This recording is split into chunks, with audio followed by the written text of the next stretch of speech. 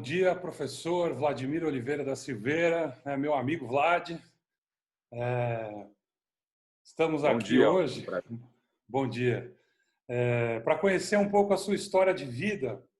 E eu ia te perguntar, Vlad, assim, para você contar para a gente como é que foi essa tua trajetória, como que...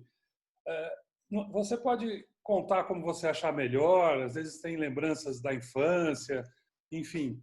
Mas como que você se aproximou do mundo acadêmico depois, o teu envolvimento com educação, com produção científica, com direitos humanos? Como é que foi essa história?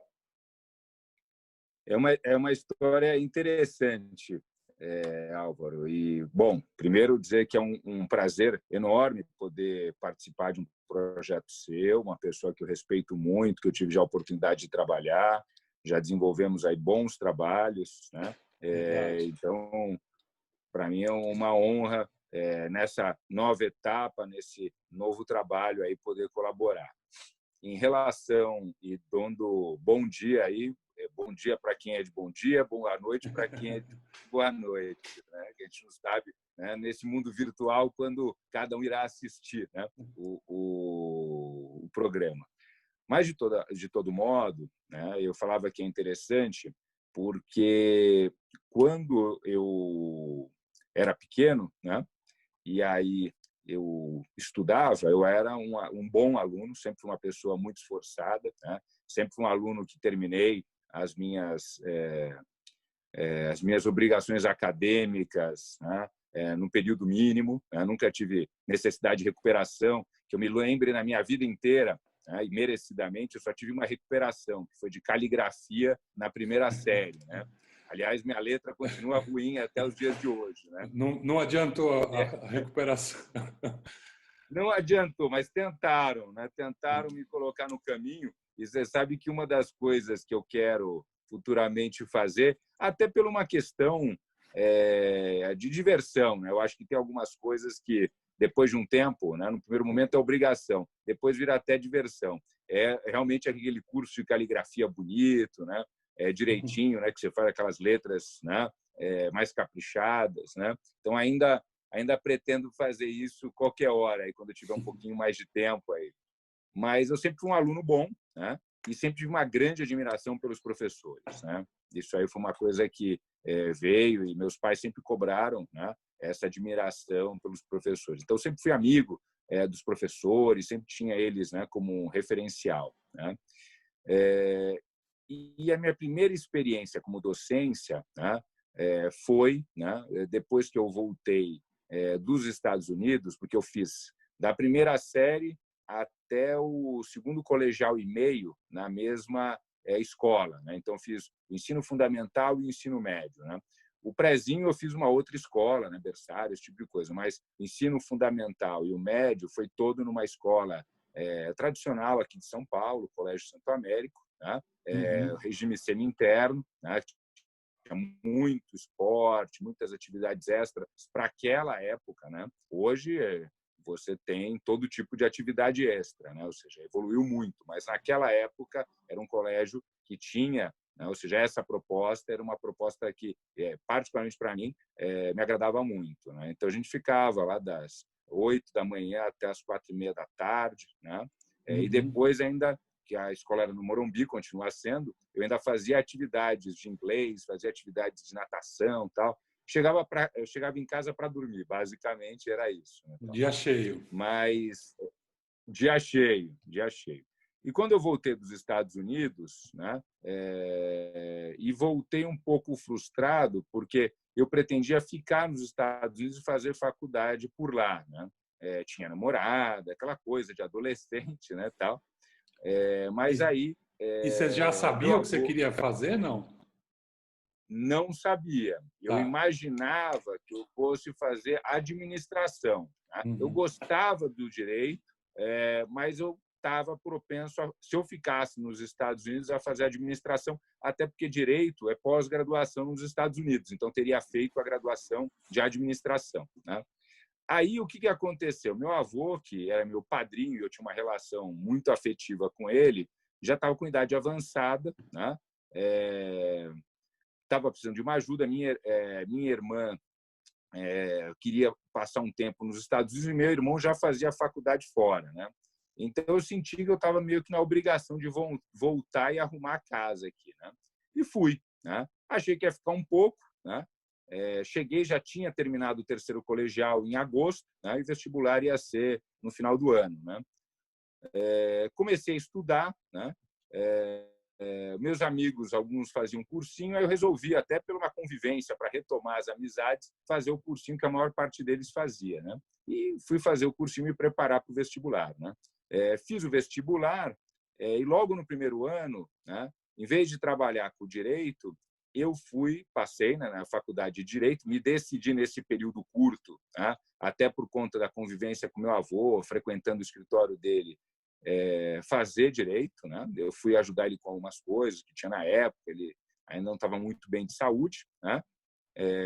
Estava com idade não tão avançada, mas ele tinha problemas de saúde e eu resolvi ajudá-lo, né? Como ele sempre me ajudou a vida inteira, né?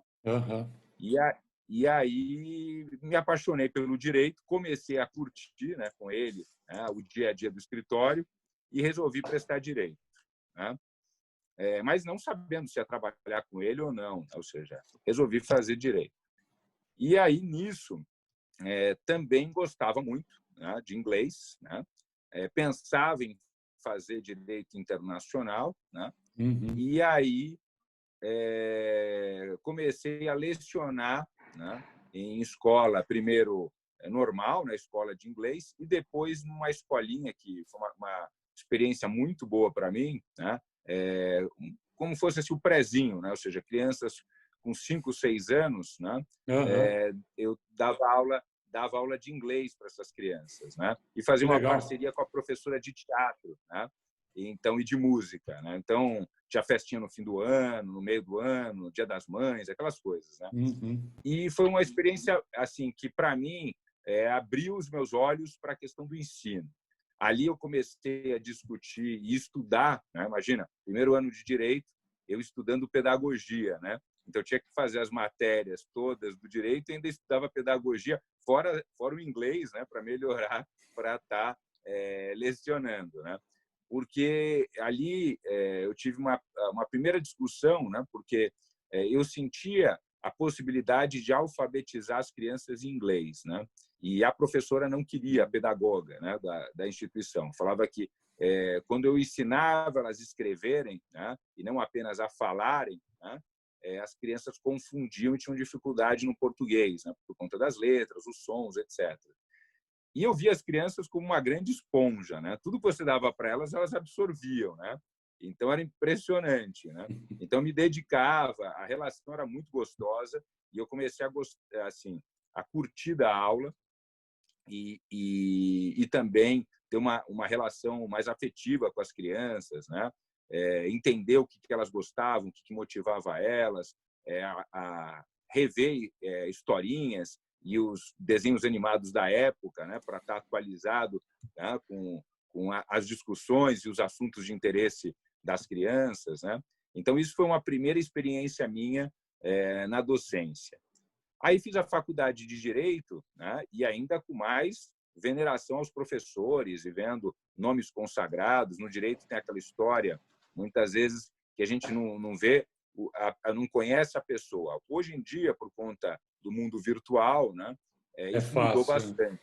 Mas antigamente a gente via aqueles nomes, né, ou seja, nos grandes cursos de direito civil, curso de direito penal, curso de direito constitucional, e aquele nome ficava na cabeça e você ficava imaginando como era aquela pessoa, né? Aquele Uhum. autor que tinha uma obra vasta, né? De 6, 7 volumes de direito civil, 4, 5 volumes de direito constitucional ou de direito penal, né? Então via aquela coletânea e falava, nossa, como é que esse cara escreveu tanto, né? Tal. E aquilo, né? Me parecia uma atividade extremamente difícil, né? Via assim os professores mestres e doutores, né?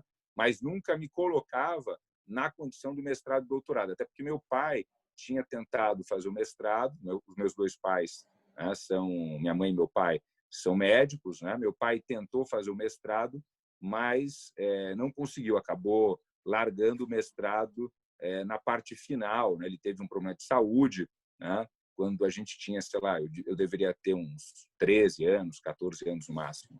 Então, eu vi aquilo como uma coisa assim muito difícil, né? E não tinha pensado, né, em seguir o caminho acadêmico. Eu queria ser um grande advogado, né? Comecei a me animar e pensar, né, ou seja, né, nesses escritórios corporativos, né? Mas também com responsabilidade social, que eu já tinha naquela época a ideia de fazer uma mistura, né? Ou seja, de uma parte pro bono e uma parte bem corporativa, né? Mas já tinha uma carteira no escritório do meu avô, tal. As coisas começam a andar. Eu ganho meu primeiro estágio, né, num escritório de direito internacional.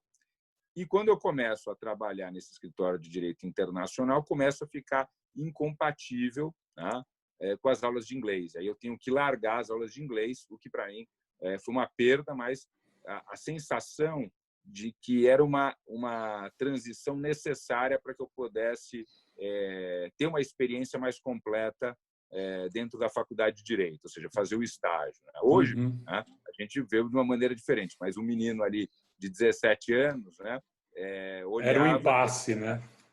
Era extremamente necessário, né?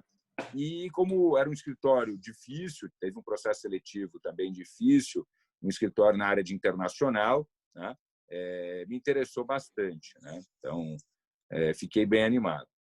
Só que o destino quis que, um mês e meio depois de eu ter um agitado começo nesse escritório, né, meu avô me chamasse para uma reunião, né, e falasse que precisava da minha ajuda e que não queria que eu ficasse trabalhando, né, em outro escritório. Se eu fosse trabalhar, que ele preferia que eu estudasse, mas se eu fosse trabalhar, que eu deveria trabalhar com ele, né, porque ele estava precisando, tal, e seria interessante, né?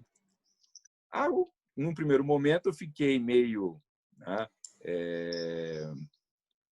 resistente, porque achava que era importante eu ter uma experiência, até mesmo para que no futuro eu pudesse participar, né, e ser do escritório dele, ter uma experiência fora, né?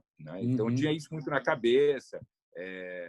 Eu vinha assim de uma geração que tinha como grandes exemplos aqueles, como é que chama, tinha uma expressão, né? Como é que eram os yuppies, né? Os caras que viravam noite, trabalhavam para burro, né? Então, assim, a gente ficava com aquela ideia de fazer por merecer, a ideia da meritocracia que era colocada, né? Ou seja, como um grande objetivo de sucesso da pessoa se dedicar, né, a uma carreira, etc. Então, era influenciado, era a minha geração, né?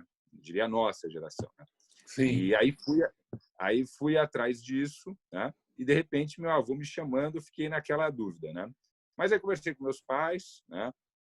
Ele passava por alguns problemas, meu avô já tinha um problema de Alzheimer, né? Então, aquilo, para mim, era importante que eu ajudasse, porque para os clientes não ficarem sabendo, né? Até porque é uma doença que ela é muito ruim, porque a pessoa tem consciência que tem, né? Porque ela tem altos e baixos, né?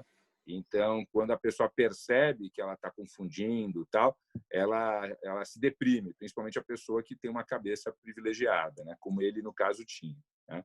E aí aquilo foi todo um trabalho de carinho e de solidariedade que eu falei, preciso, né, ter atenção nisso. E fui lá, né? E comecei a trabalhar no escritório e dessa época até hoje, aí já vão aí 22 anos, né? Então, 22 anos que eu não saí mais desse escritório, né? E que assumi a direção dele, né? Alguns anos depois, né? Justamente uma semana depois que eu fui aprovado no exame de ordem, né? Ainda não tinha recebido a minha carteirinha, meu avô faleceu e aí eu assumi o escritório com o sócio dele. O sócio dele ficou com ele 27 anos e já está comigo, né? Há quase 20, né? Já estamos assim, a gente administrando só nós dois, né? Muito legal. E isso que você conta, né? Esse vínculo com o seu avô, né?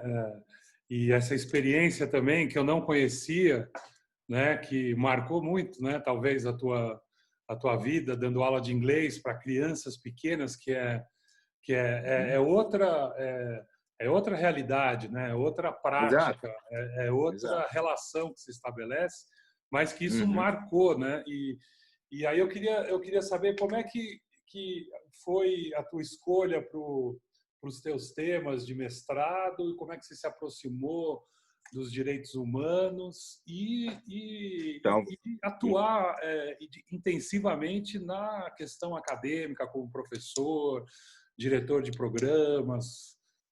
aí vem a segunda parte, né?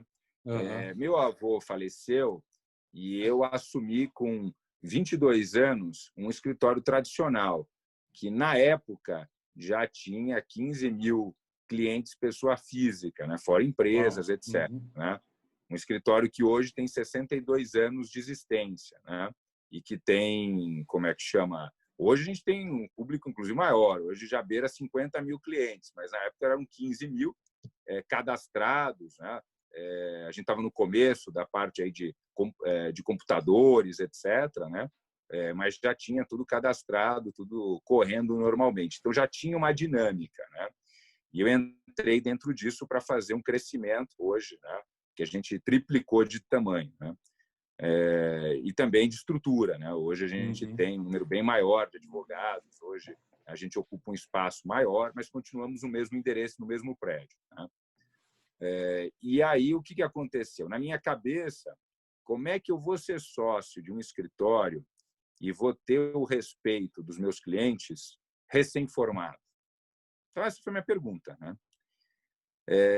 E naquela época, né, eu estava tentando compatibilizar o escritório do meu avô, que era de direito público, com um sonho meu de futuramente fazer ou diplomacia, né, ou, né, aumentar o escritório para uma área, né, de direito internacional, né?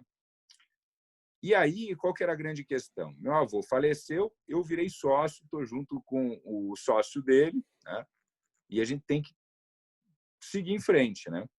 Eu Uhum. achei que eu precisava me qualificar, porque eu não tinha idade, não tinha experiência, né, para assumir esse posto, né? Então, foi o que eu fiz, né? Eu já tinha terminado a faculdade de Direito, estava no terceiro ano, eram 4 anos, mas estava no terceiro ano da faculdade de RI, né? Então, entrei no mestrado, né? Me preparei para entrar no mestrado e entrei. E naquela época o mestrado era muito competitivo, era muito difícil você entrar. Primeiro porque tinham poucos programas, né, de mestrado, né? Na capital só existia PUC-USP quando eu entrei. Não existia outro, era PUC-USP. Então, ou eu entrava na PUC ou eu entrava na USP. Né? Eram os dois programas que existiam. Isso é E eu mais ou tinha uma... menos 99, 2000? Eu entrei em 99, exatamente, 99. Entre 99. Veja que eu faço meu mestrado de 99 até 2003, então levei 4 anos para fazer o mestrado, né? O que era Justamente comum, porque né, naquela época ainda. também nesse era comum e também eu tive que parar um ano, né, por conta das coisas do escritório, né? Chegou num Uhum. ponto que estava difícil a administrar, porque eu vinha de administrar, né, 2 cursos simultâneos, Direito e RI, 2 graduações. Depois, RI com um mestrado, né? E também RI, mestrado e o E o escritório, né? escritório. Então, o negócio estava ficando muito puxado, né? Então, teve um período que eu tive que paralisar. E veja que o doutorado, que eu faço a partir de 2003, né, eu faço em 3 anos. Então, eu tive menos tempo, né, para concluir o doutorado do que para concluir o mestrado, né? Que hoje é diferente. Hoje a gente prepara os alunos para terminar esse processo em 24 meses, né? Mas Sim. eu demorei mais, eu demorei 48, justamente por conta dessas dificuldades. E veja que era muito concorrido, porque tinham juízes, tinham promotores, advogados mais experientes, antigos, né, que iam fazer mestrado com uma idade maior. Hoje é mais comum você ver jovens fazendo mestrado, mas na área do direito você tinha um pessoal mais velho fazendo mestrado. Na minha época, eu era o mais jovem dentro da sala, tal, né? E aí é que começa a minha trajetória, né? Ou seja, como eu quis me qualificar, eu vou fazer o mestrado. E fazer o mestrado, falando, pô, espera um pouquinho, eu imaginava ser advogado, de repente eu já tenho a faculdade de Direito e RI. E aí vou entrar no mestrado. Falei assim, comecei, né? E aí você começa a escrever artigos, tal. Eu tinha uma militância acadêmica, né? Eu participava no movimento estudantil, né? Na época da graduação, e principalmente na minha segunda faculdade em RI, né? Que eu fundei o Centro Acadêmico de Relações Internacionais. Eu fui presidente do CACS, né? Porque a RI fazia parte da Faculdade de Ciências Sociais, e num determinado momento a gente decidiu criar o Centro Acadêmico de RI separado do CACS. Então, eu fui presidente do CACS e fui depois fundador do Centro Acadêmico de Relações Internacionais, que na época a gente colocou Barão do Rio Branco, né? Era um centro acadêmico monarquista, né? E aí foi uma experiência interessante e que me fez me aproximar da APG, que é a Associação dos Pós-Graduandos, né? E na Associação dos Pós-Graduandos eu comecei como diretor jurídico e terminei como presidente da APG. E na condição de presidente da APG, da PUC, eu participei da Associação Nacional dos Pós-Graduandos. E nessa associação, aí começa a minha trajetória por CAPES, CNPq, as FAPs, que eu sou parecerista e que eu já participei, né? Do Plano Nacional de Educação, que eu também participei, e uma série de outras atividades na militância acadêmica, né? Anos depois, né, em 2009, eu, inclusive, vim a presidir a Sociedade Científica da Área do Direito, que se chama CONPED, Conselho Nacional de Pesquisa e Pós-Graduação em Direito, uma espécie de ANPU, tá, do direito, né? E nessa condição eu conheci e tive uma participação muito ativa nos principais órgãos federais, aí o CNPq, né, ligado ao Ministério de Ciência e Tecnologia, e a CAPES, ligado ao Ministério da Educação, né? Lá foi trabalhei muito, né? Me dediquei de corpo e alma, mas também foi um grande aprendizado, né? Aprendi demais ali, né? Então, convivendo com os professores, não apenas do direito, mas das outras áreas do conhecimento, as outras 49 áreas, eu tive condição de entender quais eram as virtudes, mas também os defeitos da área do direito e tentar trabalhar como ponte, né, para que a gente se aproximasse das demais áreas, tanto de ciências sociais aplicadas, ciências humanas, obviamente, como também procurar entender e dialogar com as áreas duras, né? E aí falar da parte de saúde e engenharias, principalmente, né? Que são áreas ali que, até por conta da sua natureza, né, tendem a ter uma maior inserção internacional e de participar de processos mais universais, né? O que eu acho hoje, reputo, que não é uma missão tão complicada para o direito, mas por ser uma ciência cultural, o direito também, né, isso traz uns desafios diferentes do que das outras áreas, né? E aí pude aprender muito, né, durante esse período, e depois achei importante dividir esse aprendizado, né, ou seja, com os jovens e adultos, né? Então, algo que eu aprendi como doutorando na minha parte final, hoje eu ensino nas iniciações científicas dos meus alunos de graduação, também para os meus alunos de TCC na graduação, para os meus monitores da graduação, sem dizer, obviamente, os meus mestrandos e doutorandos. Então, foi aí que começa essa trajetória, que depois eu iria terminar o meu mestrado, ia terminar meu doutorado na PUC, iria fazer o meu parte final do meu doutorado na Complutense de Madrid, o que me deu uma visão também internacional, né? Me deu a possibilidade de dialogar com professores de outros países, né? Iniciar esse diálogo que eu mantenho até hoje, né? não consegui fazer um sanduíche, porque não me permitia por conta do escritório, né? Já foi assim muito puxado para que eu conseguisse ficar quase 3 meses, não consegui ficar totalmente 3 meses, mas depois voltei várias vezes, né, para Madrid, mantenho relacionamento e obras publicadas lá e com os professores de lá aqui também, né? Depois fui fazer meu pós-doc durante um ano, o professor Oides, que depois veio trabalhar comigo na Uninove, lá na Universidade Federal de Santa Catarina, e que foi um momento importante para mim, que eu já tinha tido uma inserção grande nas universidades privadas, né? Eu já tinha passado pela Unisal, Salesiano, tinha passado pela PUC, da qual eu nunca saí, né? Eu comecei como aluno, depois virei assistente, monitor, né? E depois fiz concurso, né? E continuo até hoje lá, né? Já se vão mais de uma década que eu leciono lá oficialmente, concursado, e um período ainda, acho que quase igual, como professor substituto ou como monitor, né? Dentro da carreira, né? Também passei pela Uninove, 6 anos, né? Muito prazerosos, que eu pude desenvolver um projeto muito especial, criando o programa de mestrado daquela instituição.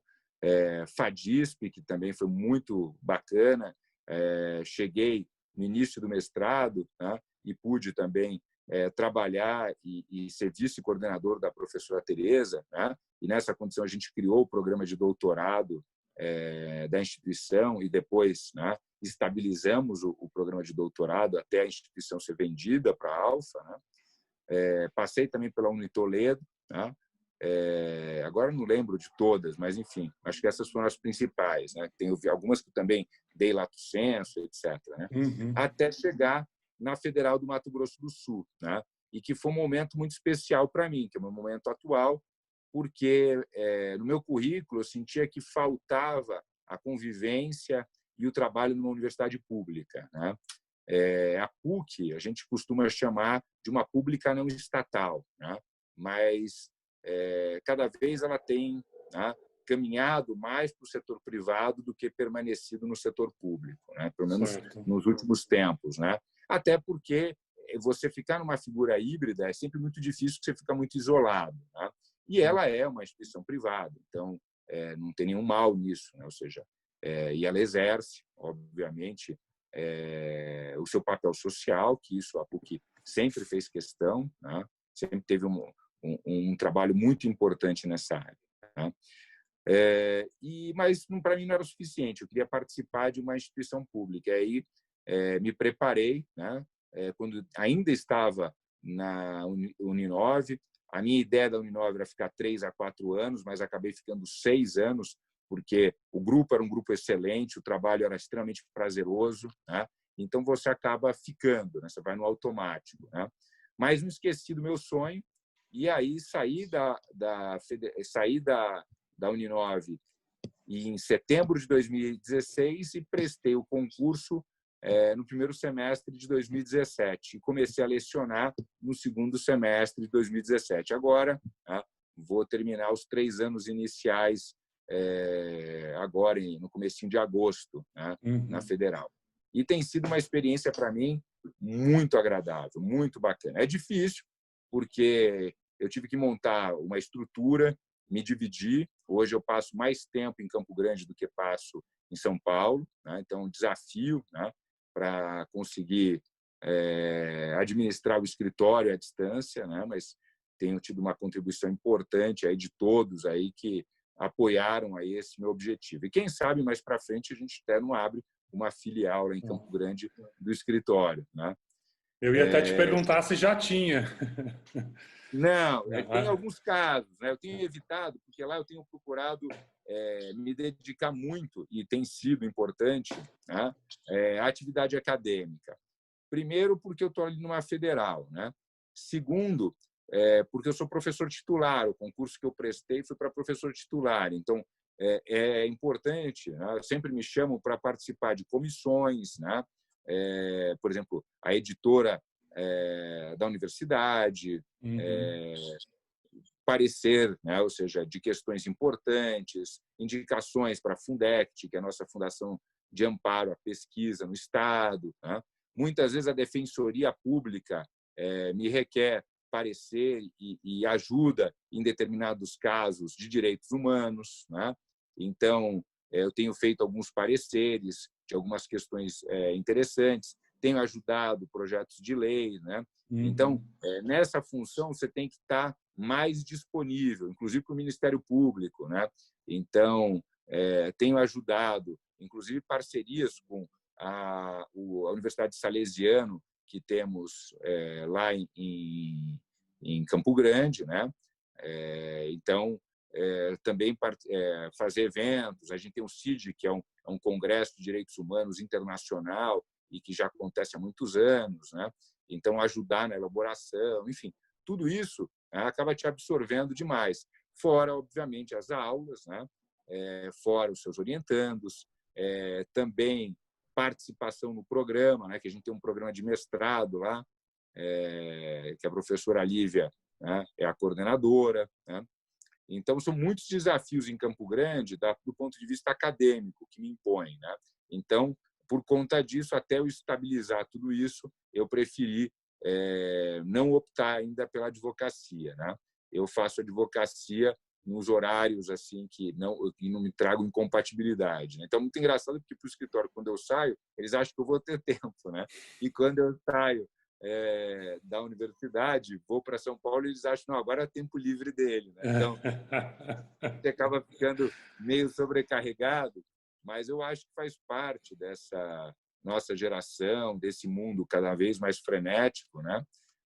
E aí você tem que desenvolver um trabalho de colaboração, você tem que buscar uma maior eficiência, né? Ou seja, para organizar todos esses compromissos, que é o que eu tenho buscado. Por isso que ainda não temos escritório, mas quem sabe daqui a um tempinho a gente tenha condições de fazer isso, né? Mas Quer tem dizer, sido... Pode falar. tá, eu ia falar, quer dizer que aquela história que você contou, né, que você cresceu nessa geração, né, workaholic, Exatamente. ela de fato te marcou, né, mas de certa forma você conseguiu direcionar essa tua trajetória e não ser direcionado por ela. E eu estava também querendo fazer uma observação, porque desde o começo você tem esse vínculo, né, esse interesse, essa atração por estar também trabalhando na coordenação, nos grêmios estudantis, né, na direção de projetos. Quer dizer, você sempre teve uma facilidade de comunicação, mas também de se envolver com projetos de extensão, né? Porque me parece que você compreende o ensino, né? Não só ensino e pesquisa, mas também, né, essa questão, né, da extensão e dos movimentos que se articulam, como fazer uma comunicação daí com a sociedade também. E qual que é a cadeira que você está na Perfeito. federal? É justamente isso que você está colocando. Na Federal, eu dou aula de Direitos Humanos, né? E dou aula de Direito Internacional Público, né? Também já lecionei outras matérias, né? Mas tenho procurado, tanto no mestrado quanto na graduação, ficar na parte de Direitos Humanos, né? E também da parte de Direito Internacional Público, porque, primeiro, uma área que eu amo, e segundo, que o Estado ele é um laboratório fantástico, né? Isso também me agradou muito do Mato Grosso do Sul, porque a gente tem duas fronteiras ali super interessantes, né? E que permitem também trabalhos de extensão, né? Nós lá temos ligas, então nós temos, por exemplo, a Liga, né? A LADIR, que é a Liga Acadêmica de Direito dos Refugiados, né? Porque nós temos refugiados, né? E também temos vários tipos de imigrantes em diversos tipos de situação de risco, né? E que a lei de imigração e tratados internacionais permitem que a gente possa ter trabalhos de extensão e ajuda, né, para essa população que sofre com isso, né? E diferentemente de São Paulo, quando a gente pensa em ir ao exterior, que a gente pensa no aeroporto de Guarulhos, né, eventualmente no Viracopos, né, e o Porto de Santos, e aí você tem toda aquela formalidade para que você... e existe aquele entendimento de você, estou, né, passando para o exterior, né? Uhum. Tem uma viagem internacional, né? O Estado do Mato Grosso do Sul, né, ele permite uma compreensão diferente, né? Porque a Bolívia está ali pertinho e também o Paraguai, né? Então, você não tem fronteiras formais, né? Às vezes você está dirigindo, você está lá em Ponta Porã, né? E você não sabe exatamente se você está no Brasil ou se você está no Paraguai. De repente, você vê uma placa com uma cor diferente, aí você sabe que você está no Paraguai. Ou teu celular muda, né? Então, porque ali, Pedro Juan e Ponta Porã, né? Quando a gente fala cidades irmãs, cidades gêmeas, né? A gente tem noção do que é isso. É como fosse assim, São Paulo e Osasco, né? Então Uhum. você passa para Osasco, você nem percebeu que você saiu de São Paulo, mas você já está em São Paulo, já está em Osasco, né? Então você está ali numa avenida, né? Tem uma avenida principal que é a Avenida Internacional, né? Você fez uma volta ali, você está no Paraguai, você fez a outra retorno, você já tá em Ponta Porã, né? Então o fluxo ele é muito dinâmico, né? E isso às vezes faz com que as pessoas, né, confundam, né? Por exemplo, principalmente brasileiros que vão fazer compra lá em Ponta Porã, agora não mais, né? Porque o dólar alto do jeito que está diminuiu bastante. Mas quando o dólar estava menor, o pessoal costumava ir lá comprar vinho, comprar perfume, essas coisas, né? Uhum. E aí a pessoa não tinha a dimensão que ele está, né? Ou seja, num outro país, né? Então, se ele entra no Brasil, aquilo pode ser interpretado como descaminho, né? Porque, né, aquilo precisa ser declarado, né? Que foi feita a compra no exterior, tem um limite que você pode comprar, mas como parece uma coisa natural que você sai do país, você já entrou no teu e aquele produto já está dentro do teu carro, que aquilo não tem nenhum problema, que você pode comprar normalmente ali como fosse parte do seu país, né?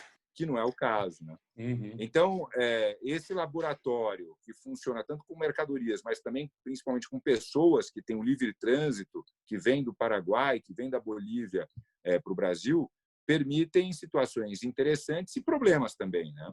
Temos problema de Sim. violência, tem um problema de tráfico internacional de pessoas, né? Principalmente de mulheres, né? De crianças, né? E aí você tem uma abertura, né, para um laboratório, né, de possibilidades de estudo, né, e de trabalhos de extensão, como você se referia antes, né?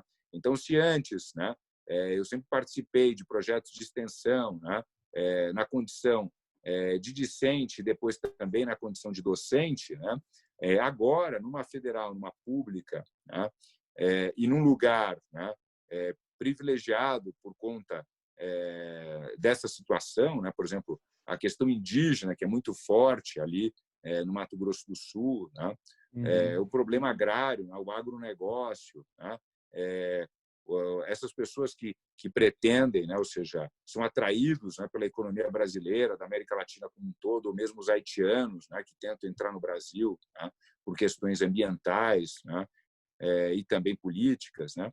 Então todos essas situações, né, despertam possibilidades de estudo e trabalhos práticos de extensão. Então, o ensino, a pesquisa e a extensão, né, ali se completam. E é uma coisa que eu gosto muito. Até na minha advocacia eu faço isso, né? Minha parte principal é organizar teses, né? Ou seja, que eu tenho um Uhum. laboratório que eu vou organizando assuntos, né? Ou seja, que os outros advogados depois vão desenvolver no dia a dia forense, né? Mas é uma parte que, para mim, eu tento compatibilizar as atividades e acho que é perfeitamente compatível, obviamente, sem ser pedante de escrever uma peça, né, processual, né, com 30, 40 laudas e com nota de rodapé, que eu sei que o juiz não tem condições não tem tempo, né, para ler aquilo, né, como também não vou ser superficial de escrever um artigo, né, sem nota de rodapé, sem pesquisa, etc., né, ou seja, sem Uhum. demonstrar tudo o que é necessário para chegar àquelas conclusões, né, por conta também da lógica de uma petição do cotidiano forense, né?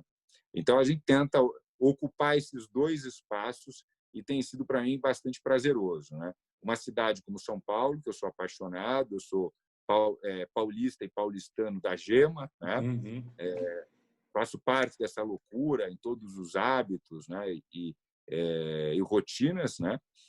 Mas também, por outro lado, curto, né? O clima de Campo Grande bastante, né? De ter mais tempo, do ritmo ele não ser tão corrido, ele dá tempo de você estudar, de conversar com as pessoas, conhecer a vida delas, né? Então tem sido para mim um equilíbrio isso, né? E veja, né? Minha vida inteira, como eu contei desde o início, ela sempre foi dupla, né? Ou seja, eu nunca fiz uma atividade única, eu sempre tive pelo menos duas atividades principais para me preocupar e para me organizar. Então, acho que isso é algo natural e algo que eu sempre fiz com normalidade, né? E continuo até hoje. Legal, Vlad. Muito legal essa história aí que você contou, essa tua trajetória de vida. E vamos para a entrevista, então? Vamos lá, vamos lá. Legal.